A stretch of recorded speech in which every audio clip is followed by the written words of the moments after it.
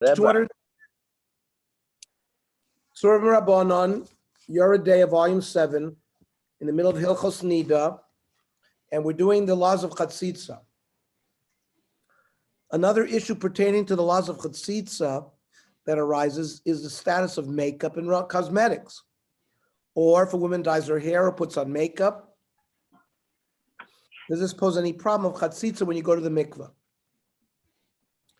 The Rishonim addressed this question and offer a number of reasons why these substances are not Chatzitzas. According to Rosh, the first reason is that it is used as an adornment, and women are not makpid about its presence. They want to leave it, they want it to stay on.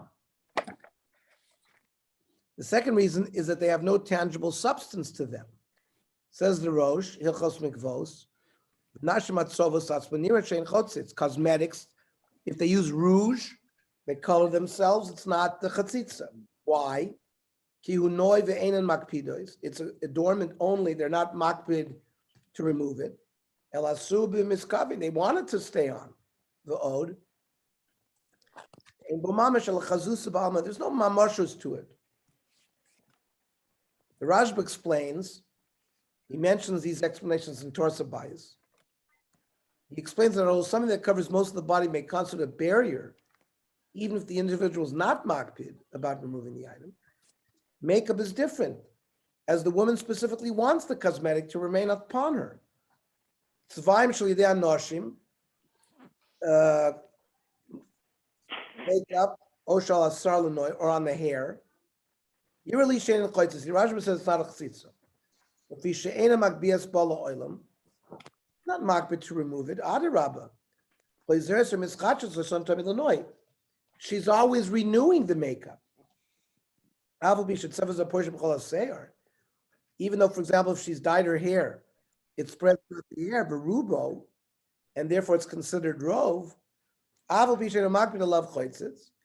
we know that if you have the majority of your body covered with something, even though you're not makbid, it's a chatzitza. Kan makbid is for yosham. She wants the opposite. She doesn't want to take it off. She wants it to be there. As if it's part of the hair. Like a colored garment. It's not like the color is additional thing that it's a chatzitza. It's like part of the beged. It's not a chatzitza. The Gemara talks about being playful the parochas. There was a lot of coloring on it.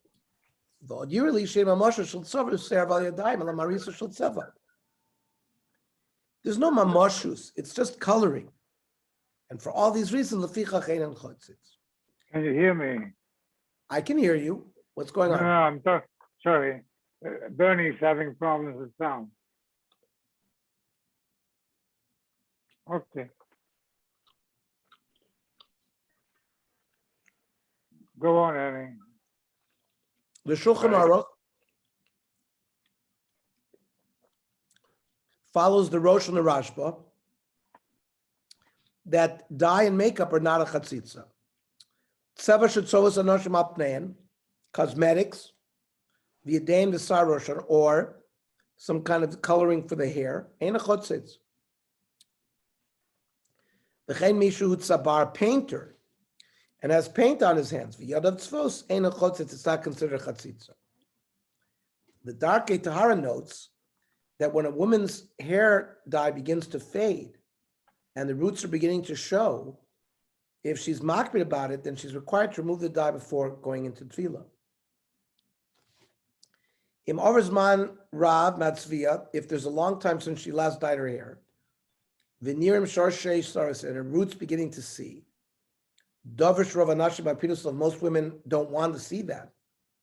Tishtadel Litzvoa, either she should dye herself again, or remove it. If she didn't remove it, b'di'evet also lo tefillah. She went to the mikveh anyways, b'di'evet it doesn't ruin the tefillah. What about lipstick and nail polish? Rav Vosner writes that it's appropriate to remove the chatchila if there's mamashus, substance in the color. even though it's only used for noi. So Rav Wosner is stating that if even only one of the two reasons for leniency does not apply, one should lechatchila move the item. So if you have two reasons, it's lenoi, and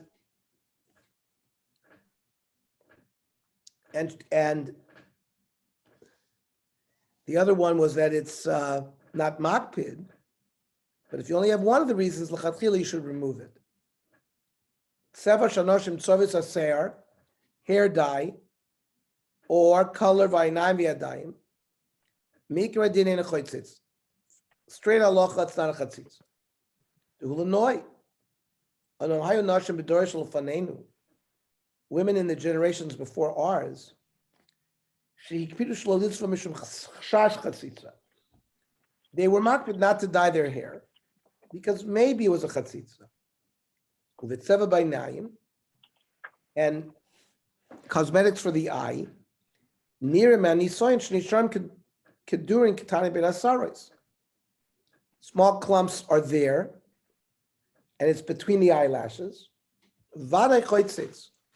That's already mamoshus, and therefore there would be a chatzitza.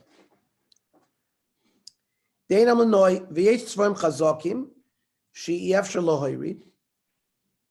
If something is a very strong color, it's hard to take off. Mikol mokom ein choitzitz. V'hurak chazus, it's only for appearance. But lacquer, like for nail, she'alat tzipernayim afal pi she'meikra din yesh loymar the cholon also.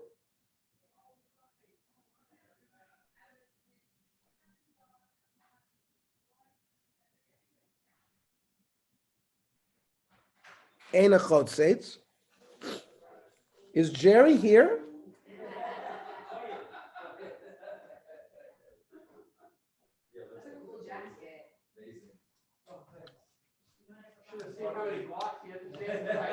Okay, Gerald, come on, guys. Jerry and Harold walking in. Yeah. Hi, and Saul. Hey, guys. Hi, guys. Here, have some Okay, we will. snacks. We were at my favorite, Oh, yes. and they were right in tomorrow, so we. No problem. Doctor is here. Dr. Okay, We're on page 232. have you been, Ernie? How's the trip? Good? Wonderful. That's great. Wonderful. That's great. Yeah, That's all right. 232. You don't look at my We're watch. talking about makeup and we're talking about makeup and cosmetics. I don't use it. No, whether it's a chatzitza. Okay, thanks. Where's speakers? Speak on it. So even though nail polish, the mikra din, since it's made for beauty only, machmir b'zeh. There's people are machmir v'gam yesh bo mamoshus. It's not just, there's actually mamoshus there. V'chein ma'odem shehu shumani. Lipstick that is greasy.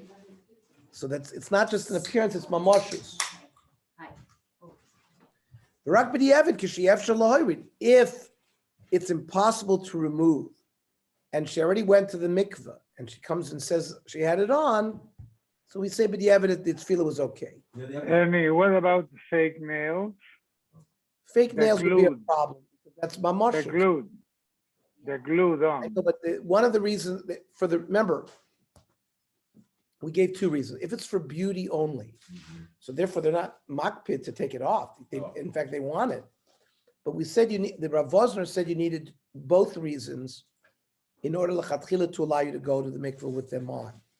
I would say with the fixed ones, you can't say it's no mamoshus. If there's no mamoshus there, and it's lenoi, so you have the two things, there's no mamoshus, and for beauty, lechatchila you can go. But if there's mamoshus, if there's physically something there, serving as a chatzitza, you might be required to remove it. Yeah, they have this permanent makeup where they sort of like a tattoo that they put it like on the eyelid, so you always have that thing. Would that be a problem? It is a tattoo. It is- yeah. So again, they would say it's lenoi only, Uh-huh. it's only chazusa, and it probably would be okay. They're not makpid to remove it. And he says, greasy lipstick. Dilatan the chazusa v'chatzitza. it has some kind of mamoshus. So therefore, v'rak b'diavad k'shiyef shelo oirid, it's only b'diavad, you can't remove it. Or b'noshim she'er rotzos, or women who don't want to take it off, mekilin l'tzorach kikradin, you could be mekel. And Ravadia Yosef rules that ideally all makeups and polishes should be removed, even when they do not have substance. But if you were toivel with them on, the toivel is valid. Kol tzeva asur l'noi, any kind of coloration that's made for just appearance, afilu yesh bo mamish, even if there's physical structure there, ein choitzes. V'mein bo mamish afilu ein l'noi ein choitzes. If it has no substance, even if it wasn't done for beauty, it's not a chatzitza. It says soap and water is enough. If you try to remove with soap and water, that's okay. Oidim sfasaim, lipstick. Minadin ein a chatzitza tefillah. Minadin ikr, it's not a chatzitza. Lam tov v'nachol l'chatchila l'asir kodem tefillah. He says l'chatchila you should try to remove it. She should not go to the mikveh with the lipstick on. However, im over v'tovla, if she went in anyways, ima oidem and she doesn't have to go again. The mascara, even if it does have substance, Lechatchila, she should remove it, but the b'diavad also lo tefillah. B'diavad, the tefillah works. Isha she'asta ifer kavua svivusa. Now, this is what Harold was saying. A permanent mascara that doesn't get removed. But that's a tattoo. No, this one says it lasts for We're years. not supposed to have tattoos. We're not talking about the tattoo. We're talking about that it lasts for years and then can come off. You can have mascara, which does not, it's not, it's not embedded. Sha'efer oimer miskayim shanim rabos. Ein kan mishum chatzila lo tefillah klal. That's not a chatzitza. Va'osis ken l'chatchila and lim choslen. And they can go into the mikveh l'chatchila.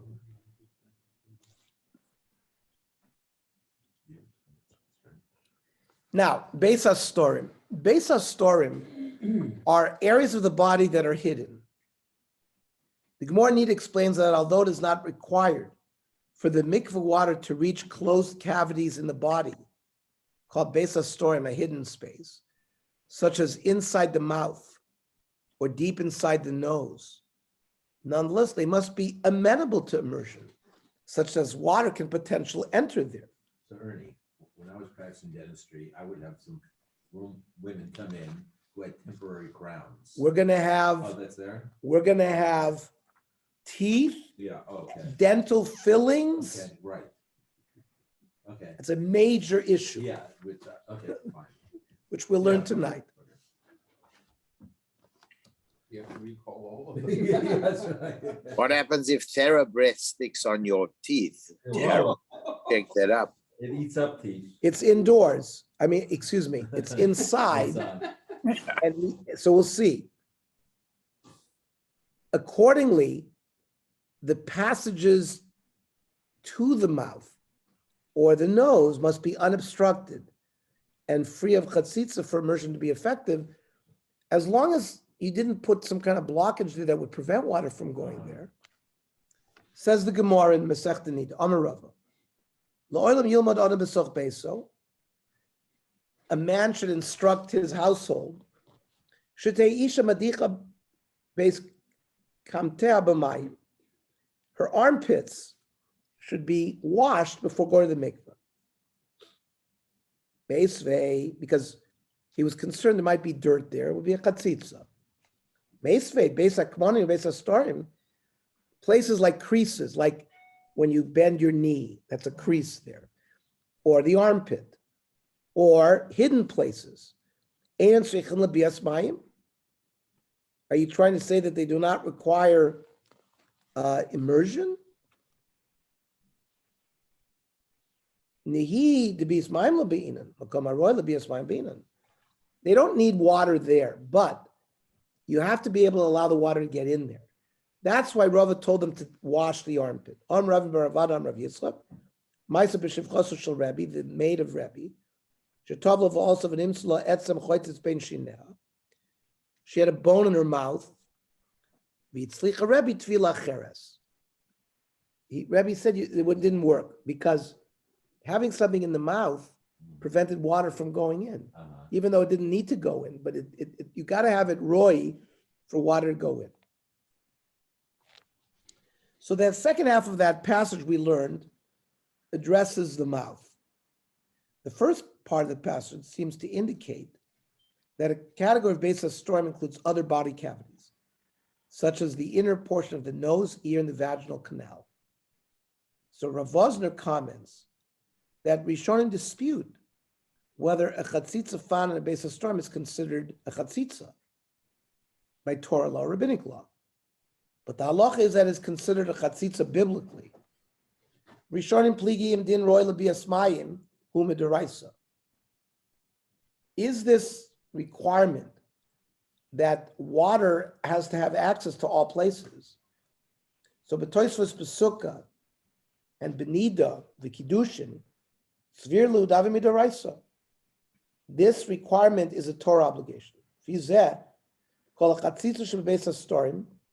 If there's a chatzitza in the armpit, or near the other, like in the vaginal canal, let's say somebody was using some kind of contraceptive that was placed there. So it's potentially doesn't allow, we don't need the water to go into the vaginal canal, but if you've got something in there, that violates this rule that these areas have to have access to water. Tasaritva, didn't really be a smaimum rabbanon. However, the hilchos sakaimal and shuminat Torah. So, since most of the Rishonim hold that the chatzitza there would violate the tzvila even midaraisa, we are strict. However, there's a special leniency regarding chatzitzas in the Beis HaStorim. Regarding the rest of the body, the halacha states that if a woman fails to examine herself and ensure that she has no chatzitza, the tefillah is not good. We're going to see in the chapter that we learn about chafifa, shampooing and making sure that there's no chatzitza there. If a woman didn't check, a basic check, to make sure that she's clean, then the tefillah does not work.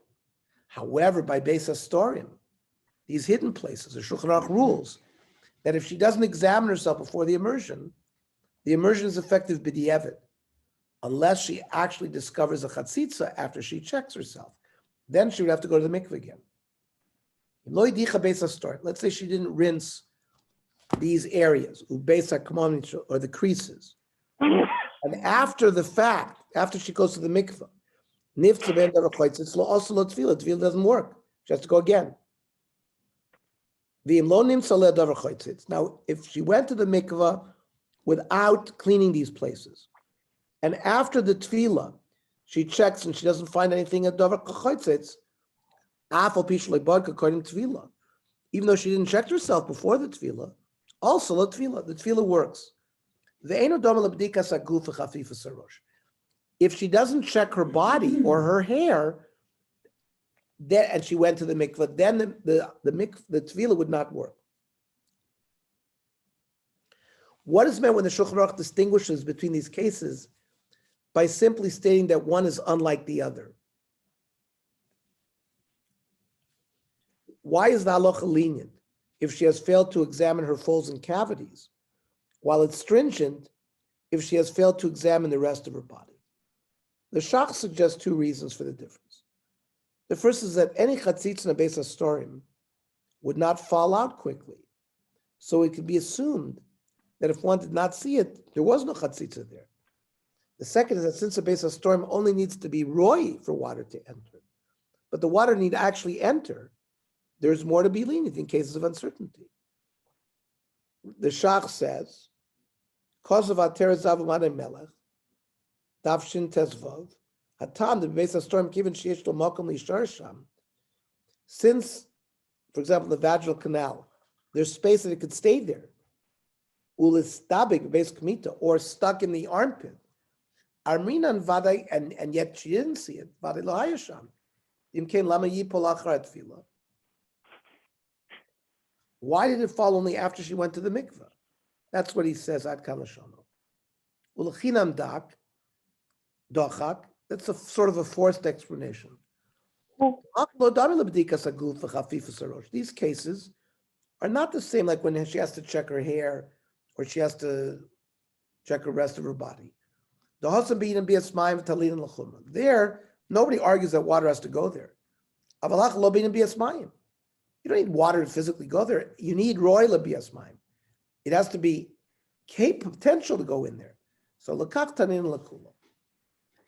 This broad issue of basis storm that we just covered is relevant to a number of practical halachic issues, including things that are found in the teeth, like fillings and crowns, the ear, like earplugs, and the vaginal canal, certain types of birth control. And we will discuss some of these cases in this year and the next. Let's discuss teeth. Shulchan Aruch discusses one issue of chatzitza with regard to teeth, namely food that is stuck there. Rav Kara writes that if such food is not removed, the tefillah is not valid.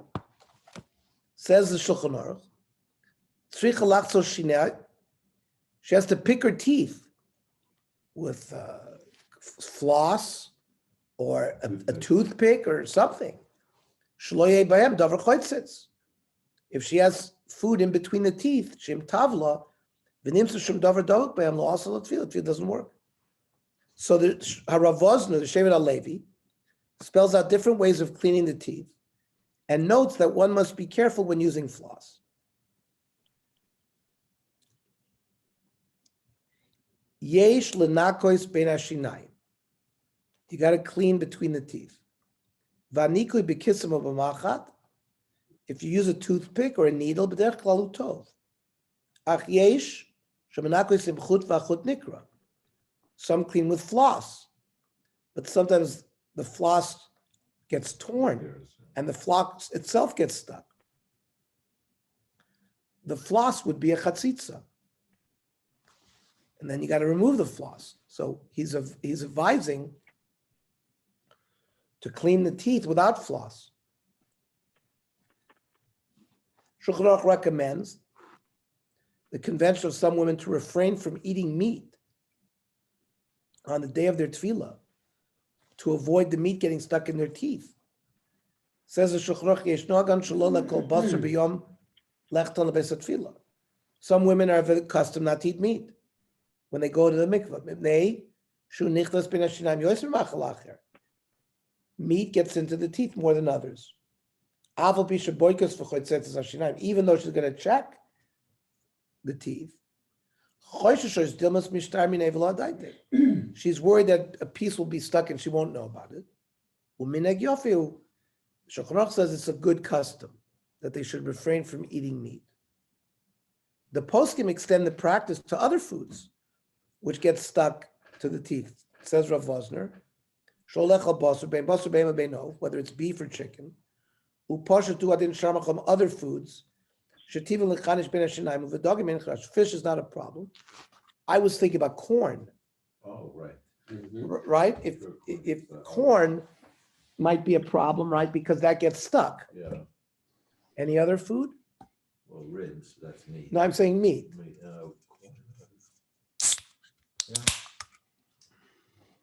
How about the fruit, like a peach or something? Sometimes But that's soft. it's soft, but it's still. Yeah, but the shotgun peels go. sometimes get stuck with the teeth.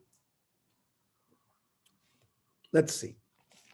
The Taz writes that it goes without saying that eating meat and the like does not prevent a woman from immersing. Accordingly, if she needs to immerse after Shabbat, she need not refrain from eating meat on Shabbat. Rather, before she immerses, she should clean her teeth appropriately. Let's say she has to go to the mikveh Saturday night. We don't tell her not to eat meat on Shabbos. It's just a custom that they did. Minag yafeh upashut shimlo nenek naga came. They shouldn't put off going to the mikveh because of that. So, for example, Shabbos v'yantav aminik shalchim basar. People eat meat on Shabbos and Yontav. Rakshatisar lanakir b'yoyser achrikin. She has to spend some extra time cleaning her teeth. Rav Mordechai Eliyahu, a contemporary posek, summarizes the practical guidelines in the Darkei Tahara, which are the generally accepted guidelines given by most poskim today. Noagu noshim sholecho b'yom hatfilah.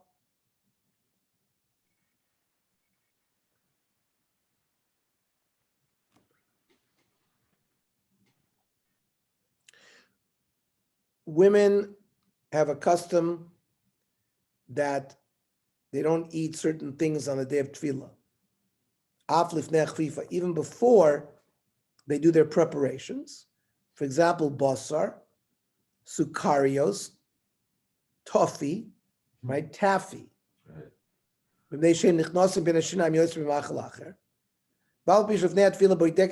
though she's checking her teeth, maybe there'll be stuff there left and that she didn't find. This minig is only during a weekday. Aval isha shetzricha lidbo b'motzei Shabbos b'motzei Yontif. The chafifa be'erev Shabbos or be'erev Yontif. She did her chafifa erev Shabbos or erev Yontif. Yichol lechol b'osam b'nei kvod hayom. She can eat meat. Rak shetakpid linko shinei yofi yof. She has to clean herself carefully. Achar achila v'lifnei atfila. He says without causing herself to bleed. Not sure why. I guess the dam would be a chatzitza. So you have to do it not too vigorously. Dental fillings are another common example of a potential chatzitza that is located in the base of the of the mouth. As we shall see, a permanent filling is not a chatzitza. This is consistent with the concept that if someone is not particular about the obstruction, it's not considered a form of obstruction. You don't want to remove your permanent filling. You want your permanent filling there. I don't think so. So that's why it's not halachically considered a chatzitza, right? The basic chatzitza, a piece of dirt that nobody wants a piece of dirt on the skin. You got to remove that because people are makpid. But this people are not, they don't want to remove it. In this case, the individual is not bothered that the filling is in place. On the contrary, the person needs the permanent filling to be inside the mouth to fulfill its medical function of filling up the cavity so that the person doesn't get sick. Accordingly, it's clearly not any chatzitza. What about a temporary filling, right? So you can have a crown, Exactly. they put a temporary filling, and then the dentist makes the crown, and you come back, he takes out the temporary filling, you put the crown. L'chura, that could be a problem. It may be more a problem. In this passage below, Rav Wosner discusses some of the specifics of dental fillings. Bidin stimos hashinaim, that's filling for the tooth. Chochmas Adam, who is the Chai Adam, but the Chochmas Adam is on your day. Machmir, ach l'maisa mekubal migdol achronim. It's accepted among the great poskim of the later generations. The stimas koivos shebizmanenu einan choitzitzos. So he says permanent fillings are not a chatzitza. Umistaber kachronim shesfirlu dafilu im boilet ma'at ma'ashein. Even if, let's say, some of the filling is jutting out, im ein oimid lachtoch, if the dentist is going to remove it, ein a choitzitz. It's not considered a chatzitza. Uvistimos manios. What about temporary fillings? Yesh storim lahakel. So we can be makel. The filling is coming to fix something that's missing. It's not coming to be added to the goof. It's not like somebody who has a bone in his mouth. The bone is not part of the tooth. The filling up of a cavity is to return sort of the appearance of the tooth. So I just want to comment to my group. This is the Rav Wosner. You can see Rav Wosner is everywhere in our dinim here. Rav Wosner passed away 2-3 years ago. Right. One of the things I did on my trip is, along with Rav Lebhar, I've authored a sefer on Tzuadaka, all the various there's dinim that if you have an injury to your testicle or to the penis, any of the organs of holada, you cannot marry. Lo yavob tzedakah b'kal Hashem. The title of our sefer is Kal Hashem, and we go through all the medical, like when you learn chulin. So there are sworn today with anatomy that Right. okay, but this area in Yavamis, Ayin Dalet, etc., it's a closed area because nobody. One of the problems is they don't. The picture books Yeah, is a problem. They don't because pictures of an animal with meat, right. but here there's genitalia. So we did it in a way that's more tsanua. With the drawings. We did drawings and we did it and we explained and I went to all the I went to Rav Asher Weiss, I went to Rav Matisyahu Deitch and Rav Zilberstein, all of the ones people of the Rav Yoshev's son-in-law, and Rav Moshe Shol Klein, who is in Ma'aneh Yeshua, who is the protege of the Shevet HaLevi. And in fact, the answers he gave me, I'm including some actual halacha l'maisa questions that I gave to all of them, and they answered it. And he wrote Rav Vosner Haya Matir. That means he quoted it in the name of Rav Vosner. And some of the questions on this issue, Rav Vosner was makel. It was great because Rav Vosner is not alive, but we don't know whether Rav Vosner was physically asked these questions by, let's say, for a sefer. Yeah. But now we have it, we can put it in that just like we have all these psakim of Rav Vosner regarding Nida, we will have some of them regarding some of these issues as well.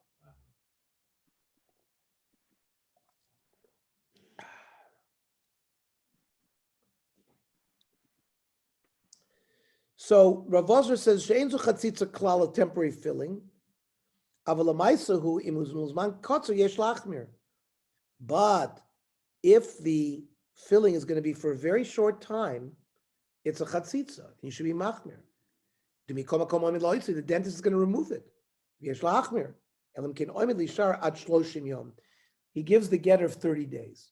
Do you guys leave it in for 30 days or not? Usually not. No. So that's long. less.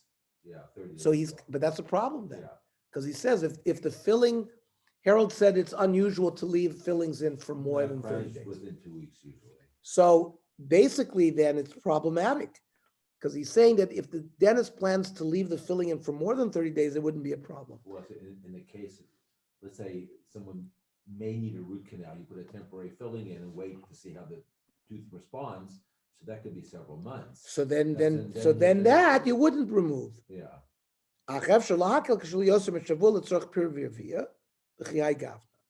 You can be lenient if the filling's in place for more than 1 week. For filling, that means if we know she's ovulating, they would be matir to give her another week yeah, because she's got to go to the mikveh that week. Because let's say the doctors she's had problems getting pregnant. So there he would be makel. But then afterwards you'd have to remove, the next cycle she'd have to remove it. So 30 days is the cutoff. Now, what about a root canal? Uvetipul shoresh kiltfei, but you could be more makel. Kivan shesakon la'ashir eitzav patuach. He says it's dangerous if you took out the Well, yeah, filling. because you leave the nerve exposed. The Gav yesh yisrim chazakim, it's very painful. Rotzim listom bedavka, they want to keep it sealed. Lachein yesh lahakal zafilu b'stimas l'kama yomim bilvad. There, even if it was only going to be left in for a few days, he would not require it to be removed because that would cause too much pain. He says, for all these questions, you should ask the Rav, and he will give you a psak. So he goes through a summary. Permanent filling is not a chatzitza. Ustimas mani is petipul shorish, and a temporary filling for a root canal, where the dentist wants it to stay in because you don't want to reveal the nerve because it could get sick, then it's also not a chatzitza. But let's say now it's the time to remove it. And sometimes the dentist wants to remove it. V'gam chashash machla misher, a person could get sick if it's left in. So that would be a chatzitza, that you should be removed before tefillah. Now, let's say it was not for a root canal, like Yeah, for a so crown. So they broke a tooth. Kishena And they tipul went shoresh, Saturday night for a temporary filling. ve'en chashash lahotzias astima, and it's not really dangerous to remove it in b'shas atcha cholkin kach afilu zman rav. If in an emergency, you could wear it for a long time, the thing. Umetz kayemes astima. Yesh bokum l'tzadid akel. He could be mekel. Uvash astima shavel l'shein. As long as the filling is level with the tooth and doesn't protrude above it. If it protrudes above it, he would be machmer. Then he says, keser kavua, a permanent crown, is not a chatzitza. Ain't a chatzitza. The keser zmani, a temporary crown, shemanichim yoma yomayim, 1 or 2 days, kodem shemanichim es haketer kavua, before you put the permanent crown, efshar dechoitzitz. That could be a chatzitza, but keser kavua, or filu ma shemanichim lekama shavuot, lenisoyon eich misragel, is exactly what Harold said. Those who put it in for a couple of weeks to see how the tooth is going to respond, all of these are not chotzitz. So it's fantastic. Rav Wosner obviously was misyaitz with an expert dentist who gave him all the details, and he answered the psak on all of it. Or in the Any- Rav- yes. What about the removable bridge? They have to take it out. You know, it's a crown with a few teeth that you can remove. You have Harold there, the expert. He can answer you. They take it out before they go to the mikveh. They take out they go in without the bridge. We can't hear him, Aaron. You have to. Well, Harold says in his practice, women would remove the bridge or this They device. They wouldn't go in the mikveh with the removable device. They would take it out. Okay. Fun. I video. Make sure. Now they tell me. So according to Rav Wosner, permanent fillings are not a chatzitza. Temporary fillings, not a chatzitza if they can remain for a long time and are not higher than the height of the tooth itself. Temporary filling for root canal is not a chatzitza unless it must be removed very quickly. And a crown is not a chatzitza if it's left in for at least a few weeks.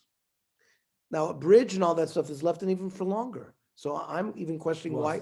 A cemented bridge stays on for years and years and years. So that would not be removed. Right. Even a But- removable but one. there are- Removable ones, how often do people take it out? At night, take it out every night. I feel that would be, that you'd have to remove. Yeah. Harold is saying these things are removed every night. So it's not left in permanently. So therefore, according to the Like a principles we've been It's a given, partial you would bench. definitely Yeah. remove it. Yeah, partial. Oh, okay. Thank you. Sefer Pua says, Mutter li'isha litvom stima zvani. They paskin it, she can go to the mikveh with a temporary filling. Kiven she'isha mu'inyenet bekach. She wants the filling to be there. Stima zmanis eina chotzetzas. A temporary filling is not chatzitza. Poiskim tziyanu kamat noim. The Poiskim said, Shastima lo tivlot migoven Hashem, shouldn't go higher than the tooth.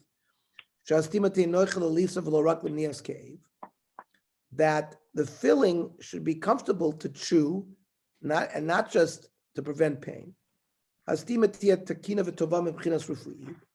It's got to be a well done filling. Yesh yitzrichu shastima tishar zman mesuyim yom hatfila.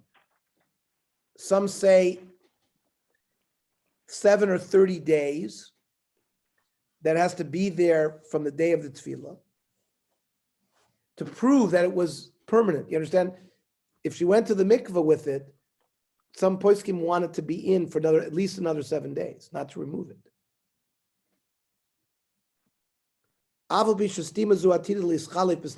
Even though it's going to be replaced by another, either way, the tooth is going to be covered. The material that is used for a temporary filling can last for months. Is that true, Harold? Yes. Yeah. Sometimes years. They say that today the temporary fillings last longer than the old fillings at the time of the previous poiskim. which gives validity to leaving it in without having to take it out. What about nasal cleanliness? Another part of the body that is a base of storm is the inside of the nose. You got to ensure that it's clean. There's no chatzitza. The Darchei Tahara gives us some guidelines. Lichluch yovesh ba'af. If there's dry mucus in the nose, hanir b'chutz chotzit. If it can be seen from the outside, you have to remove it. Hapnimi, if it's an inside, she'ena makpida, she doesn't care about it, eina chotzit. The woman should clean. Ad makom sheda magas.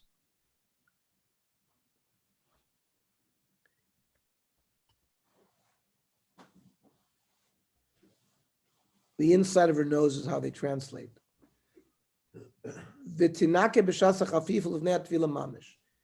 When she does her preparations before the tefillah, that's when she should clean her nose.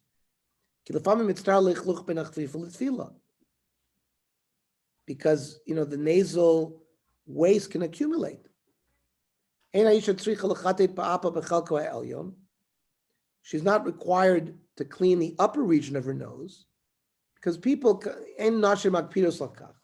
most women are not makpid for that.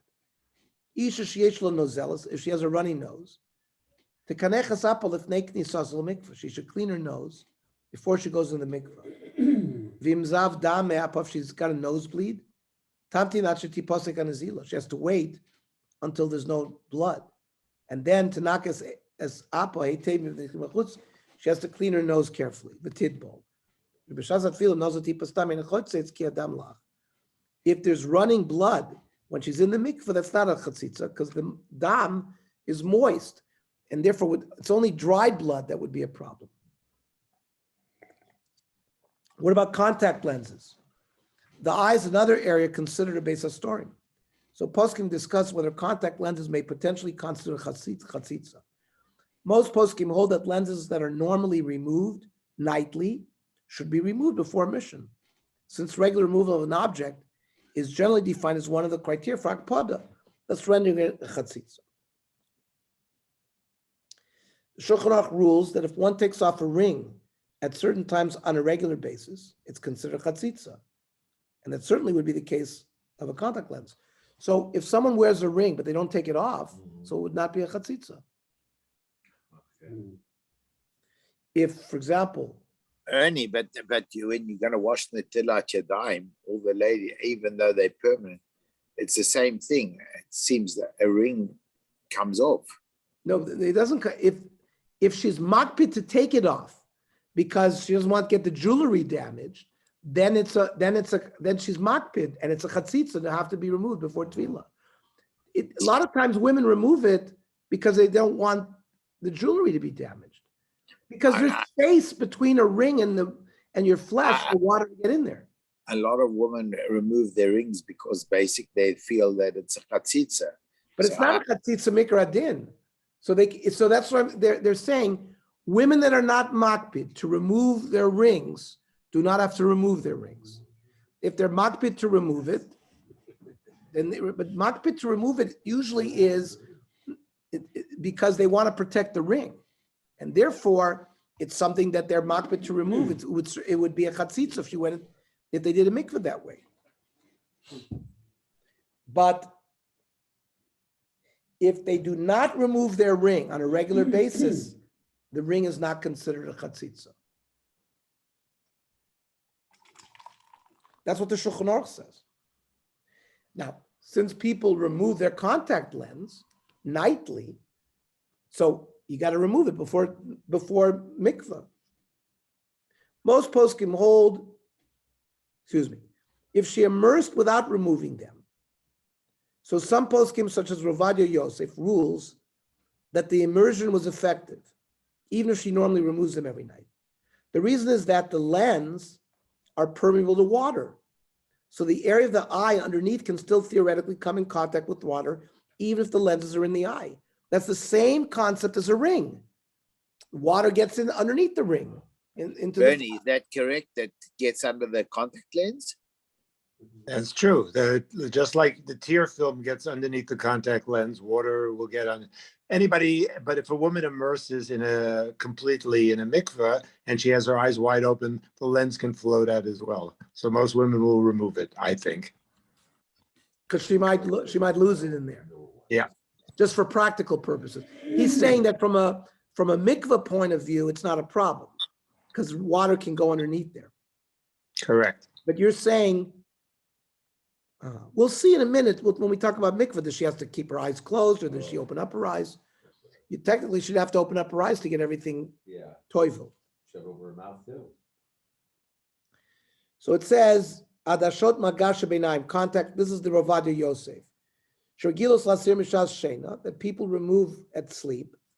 Lechatchila Yesh Lasir Mishas Efili. He says that they should be removed. But b'diavad, let's say the woman comes to you to ask a shaila. She went to the mikveh, but she didn't take off her contact lens. So Ravada Yosef says it's okay b'diavad. Im tov limon v'lon im baila. Ein adoshas maga chot. They're not considered chatzitza.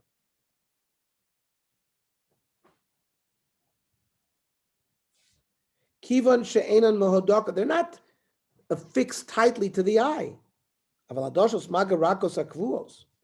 However, some of the permanent soft lenses, which they don't remove for either sleeping or washing, are not chatzitzos. Those you don't have to take off. If she normally removes them before she goes to sleep, she must repeat the immersion. That means if she went into the mikveh with them on, Rav Mordechai Eliyahu would make her go back. Because it's a case of makpid. If she's taking them off every night, then it's a chatzitza, and therefore Eliyahu would have to be removed. So it's machlokes hapoiski between Rav Ovadia Yosef and Rav Eliyahu. Adashot magvak was benaim tkufa ruka. Contact lenses that are in the eye a long time. Vein motzino sambishina, but they don't take them out. Einan choytetzos. It's not a problem. Actually, timotzimo tolaniku. Let's say periodically they take them out to clean it. That's not a problem. However, adashot shargilot lotzi yom yom choytetzos. That's a chatzitza. Uv'di'evadim tavli manim makpida lasir lefnei Hashem lefnei chatzitza choytetzos.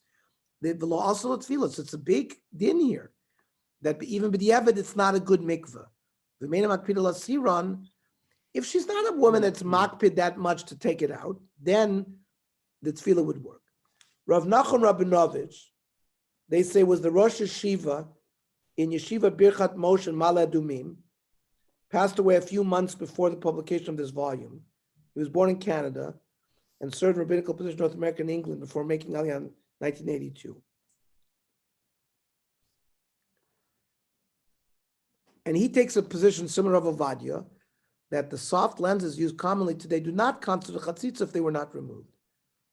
Right? Isha shayla adashos magod b'toch einei v'shachal asirim according to tefillah ma'adina. Shuva vayom l'rav mishtamshim b'ashot rakot. Most people use soft lenses shehein nochot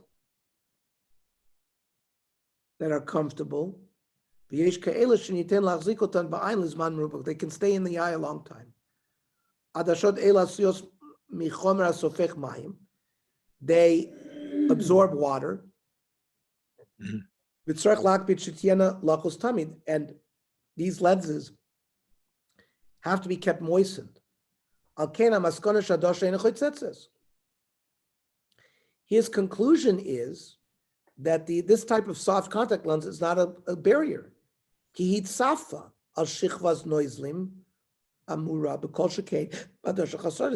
of floats upon a layer of liquid. This was not the case in the earlier tshuvas concerning older, harder lenses. So this is why poskim have to constantly update, because there's constantly new technology. Rav Rabinovich originally wrote this tshuva in the journal Hadarom, 1967, concerning the older, harder types of lenses. He was lenient for those types of lenses because they occasionally move in the eye and do not sit directly on top of it. When he updated the tshuva publication in his work of Shalos and Shuvas, he added a few lines to note that the same conclusion applies to the newer soft lenses. They also note to look at the Igros Moshe, who is lenient, as well as Sefer Pua and Chok Uzman, by Rav Ram Yeshua Bleich for other opinions regarding this. Now, what happens if someone had surgery and they have sutures? Harold asked Yeah. about sutures. So sutures are going to come off. So that's problematic, right? Right. Anything that, so It's not supposed to be. it's not supposed to be there and she doesn't want it there. Right. So There are sutures that are left in the eye for a long time, such as a corneal transplant could be up to 6 months before removal. So that would be beyond the period of time that like you just said about a crown. 30 days, absolutely. No, I was actually thinking about sutures on your body, Right, yeah. not just in the eye. Like, I when I suture, well, first of all, we have a lot of absorbable suture. You do a circumcision. We don't take the sutures, they dissolve. So I would think that wouldn't be a chatzitza at all. They're going to go away. But how about the? You're saying traditional- temporarily. Yeah, Well, temporarily, yeah. maybe it will be a chatzitza. But regular nylon sutures that have to be removed in 5 days, Yeah. technically, I mean, although they don't discuss it, we'll see. No, we have chatzitzas. We have another chapter of chatzitzas, yeah. So Sometimes they use we'll clamps now, wait. too. we'll wait Or they about use that. Staples now. Staples. What about staples instead of sutures? Yeah, but staples are removed in 3-4 days. Yeah. We don't leave them in Are for they- a long time. they're removed that quickly? That's the whole point, because it's That's steel. don't they? So the body doesn't react to it. You want the person to come in like in 4 or 5 days, take those out and steri strip them. Okay, very good. I didn't know if I could make it through because I've been like jet lagged. I took a nap, literally a 2-minute nap before, but I'm okay. Good job, good job. Ernie Square. I Okay, don't know how you